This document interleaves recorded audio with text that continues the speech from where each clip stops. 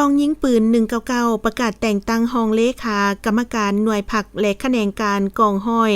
ได้จัดขึ้นในวันที่12พฤษภาคม2025นี้โดยการเป็นประธานของสหายพันเอกบัวคำสามวงศ์คณะประจำพรรคกรมใหญ่หัวหน้าห้องการเมืองกรมใหญ่เสนาธิการกองทัพมีต่างหน้ากรมอบรมมีคณะผักหากฐานคณะหน่วยผัก4แผนกการ3กองห้อยตลอดฮอดพนักงานนักรบทั่วกองพันเข้าร่วมสหายพันโทสวัยทองบุตรดาวงศ์หัวหน้าแผนกพนักงานห้องการเมืองกรมใหญ่เสนาธิการกองทัพได้ผ่านข้อตกลงของคณะผักกระทรวงป้องกันประเทศว่าด้วยการบ่งตัวแต่งตั้งเปลี่ยนแทนรองเลขาหน่วยผักแผนกแผนการสั่งรวมขึ้นกับคณะผักหากฐานกองยิงปืน199อิงตามกฎระเบียบพรรคประชาชนปฏิวัติลาวสมัยที่11หมวดที่2มาตราที่13ว่าด้วยการบ่งตัวแต่งตั้งการยกย้ายการสิ้นสุดเป็นกรรมการคณะผักกรมใหญ่เสนาธิการกองทัพตกลงแต่งตั้งสหายพันโทไสยศรบุตรนินไซเป็นรองเลขาหน่วยผักเปลี่ยนแทนสหายพันตี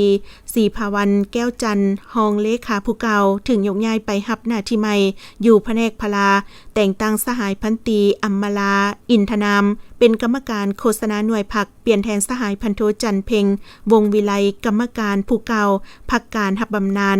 ในพิธีดังกล่าวกรมใหญ่เสนาธิการกองทัพได้ตกลงแต่งตั้งสหายพันตีบุญยงไสยเพชรเป็นหัวหน้าแขนงเสนาหักสหายห้อยเอกบุญน้อยอินทิสารเป็นหัวหน้าแขนงสาวหนุ่มและแต่งตั้งสหายห้อยเอกฟองสมุทรยมธีราชเป็นหัวหน้าการทหารกองห้อยนักกีฬาและสหายห้อยโทดาวงแพงหมุกเป็นรองโอกาสนี้สหายพันเอกบัวคำสามวงศ์ได้มีคำเห็นโอลมต่อพิธี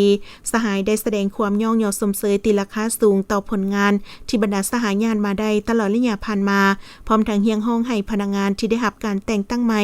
จงเสิร์ชสู่น้ำใจหักษาสติเป็นเจ้าตนเองสุ่มใส่ปรับปรุงแบบแผนวิธีเหตุเวียกการก่อสร้างหน่วยผักปลอดใส่เข้มแข็งนักแน่นยกสูงความรับผิดชอบหน้าที่การเมืองของตนในการนำพาซีนำคงเขตเวียกงานตามพระบทบาทของกรมกองเอาใจใส่ฝึกฝนหล่อหลอมตนเองในทุกด้านเพิ่มทวีความสามัคคีภายในคณะผักให้เป็นปึกแผ่นแน่นหนา